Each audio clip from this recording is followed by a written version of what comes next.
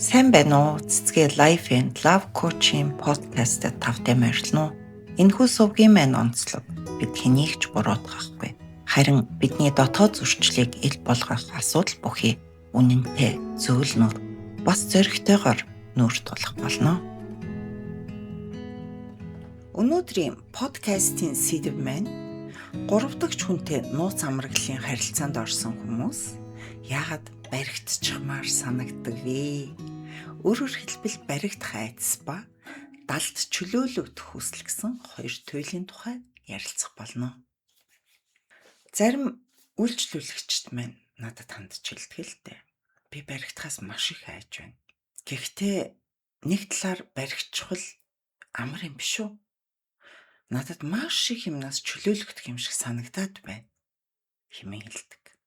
Хэрвээ чи яг ийм байдалд байгаа бол чамд бас ийм мэдрэмж төрж байсан бол чи ганцаараа биш.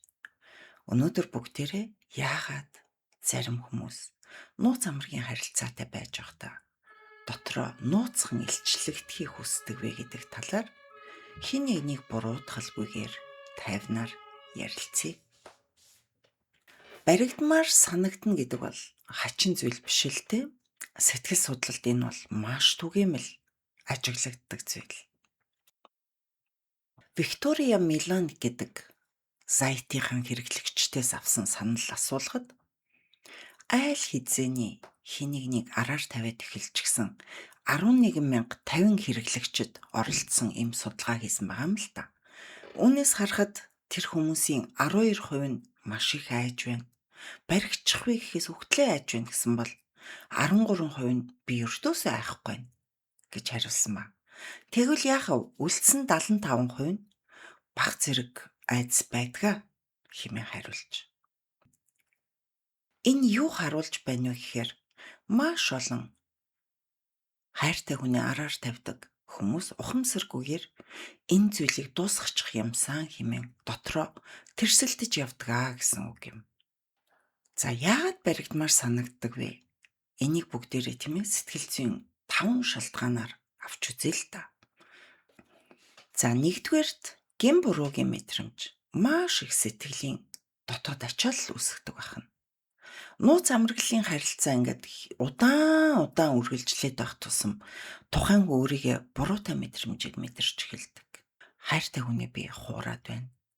Хин нэгэнд үнэн ч биш байна гэж буруутай мэдрэмж. Яг үүн дээр нэмээд би одоо ямар нэгэн байдлаар үннийг хэлэх чадваргүй юм тийм уу да гэдэг тийм ичих мэдрэмж нэмэгдэж эхэлдэг. Ингээд яг бидний сэтгэл тарих хоёр зөрчилдөөд ирэх үед яахав бидний дотор маш их тийм ачаалал үүсэж эхэлдэг. Энэ ачааллыг хүн ганцаараа үүрсээр байгаад сүултээ ядардаг. Тийм учраас дотроо баригчаасаа зүгээр. Тэгэх юм бол бүх юм ил болно. Би эцэст нь үннээ л хэлэхээс өөр аргагүй болно шүү дээ гэж бүр нэг өөртөө тийм нууцхан тайвшрах мэдрэмжийг хүлээж эхэлдэг байна. За хоёрдугаар шалтгаан нь юу вэ гэхээр хоёр амьдралын хооронд шийдэж чадахгүй байх чинь маш том шалтгаан болдог байна. Тэр хүмүүс яадаг вэ гэхээр аль алинд нь татагдаад байдаг тийм ээ. Эхнэрээ орхиж чаддгүй, эсвэл нөхрөө орхиж чаддгүй.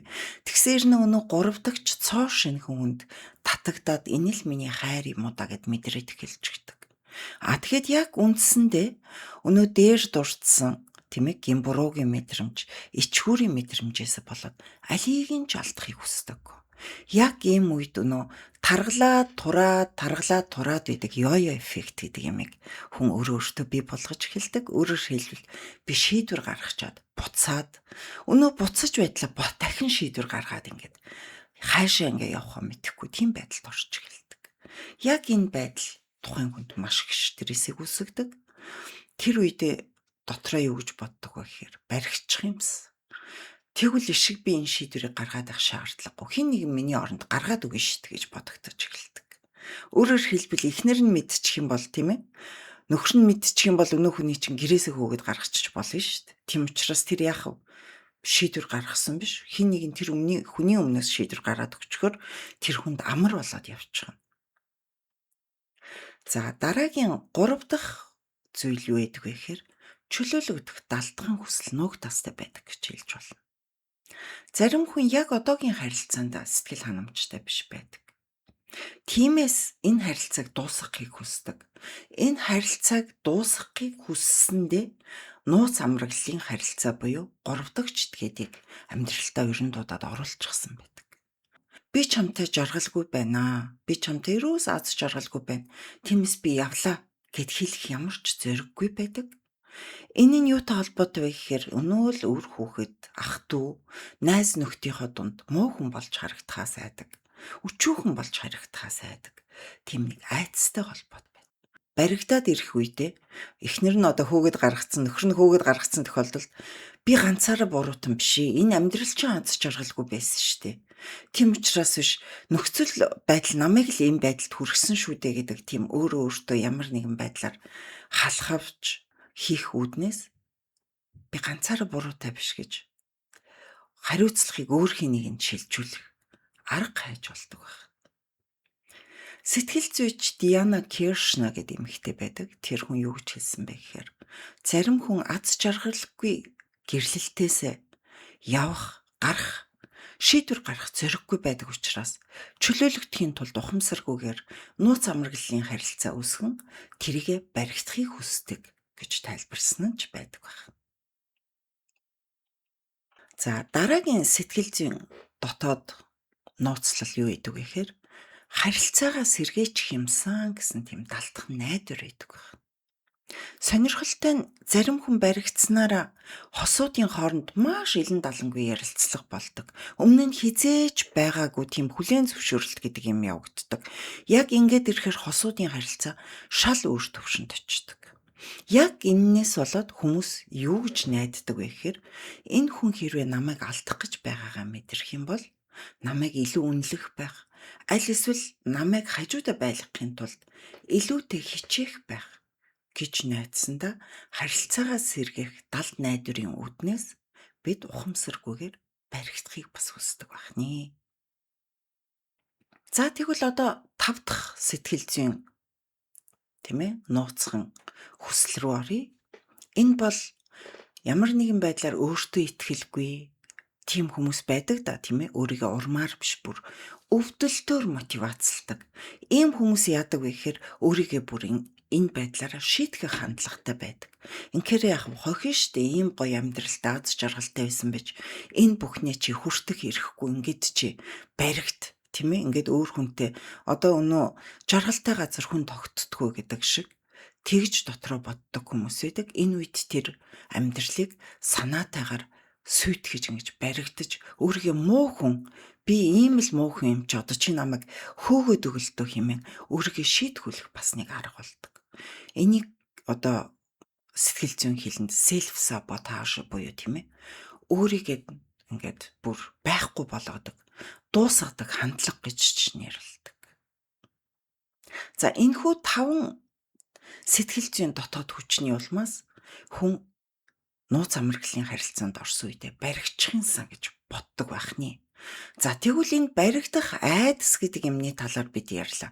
Энэ баригдах айдас, чөлөөлөгдөх хүсэл хоёрын хооронд тэгвэл ямар ялгаа байд юм бэ гэдгийг бид нэг ярилцах хэрэгтэй байх, тийм ээ.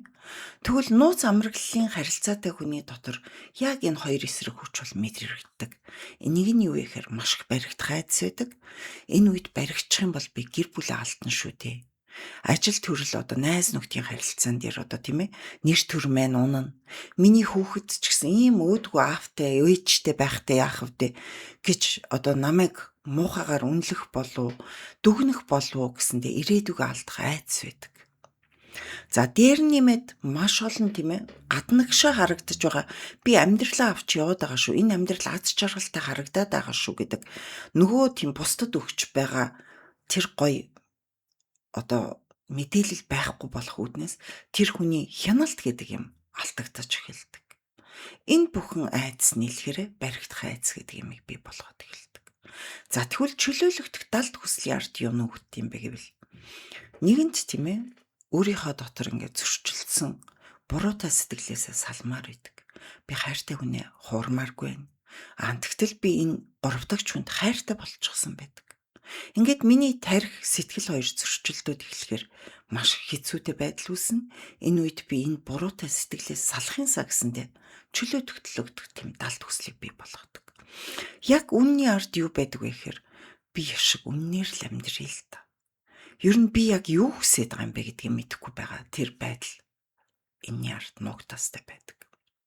За шийдвэр гаргаж би чадахгүй нэ гэж бодох үед энэ асуудлыг хэн нэгэн мэдсэндээ миний өмнөөс шийдвэр гаргаад асуудлыг дуусгаад өгөөсэй гэж бодогдож эхэлдэг байна.